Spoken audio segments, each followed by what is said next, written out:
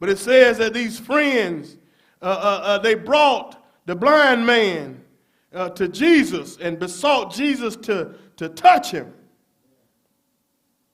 And Jesus described his followers as his friends, but he says there's no greater love that a man would have that he would lay down his life. And you are my friend.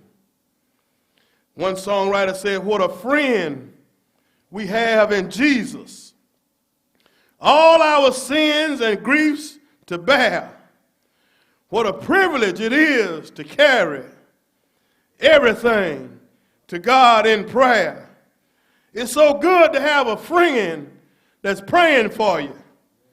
It's so good to have a friend that I'm praying for.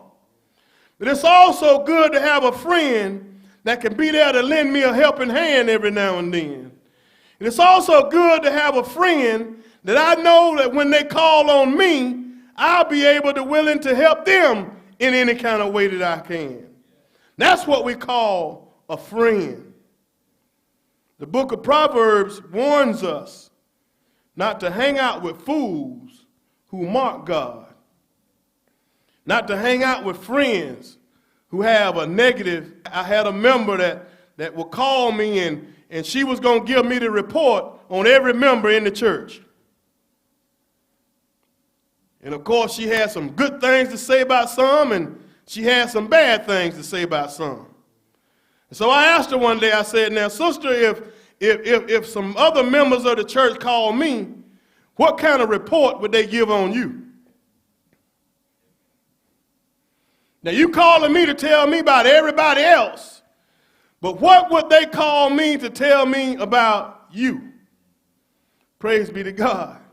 Sometimes we can see the speck in someone when we got a needle inside of our own eye. We can always see sometimes the trouble that others make, but we don't always see the trouble that we make. We can always see the confusion that somebody else causes, but we can't see the confusion that we cause. But here this blind man couldn't see anything, but he had some friends that wanted to help him see. And they brought him. Times we can't just sit around and bash people and talk about people. We have to take them to the one that gives you a negative taste in your mouth. So how about us leading them away? Israel asked for a king because they wanted what other nations wanted. Are y'all going to help me up in here? Israel believed the report of the 10 spies instead of Joshua and Caleb's report. So you got to be careful about what you say, because sometimes we can corrupt the people of thinking by our own of Jesus.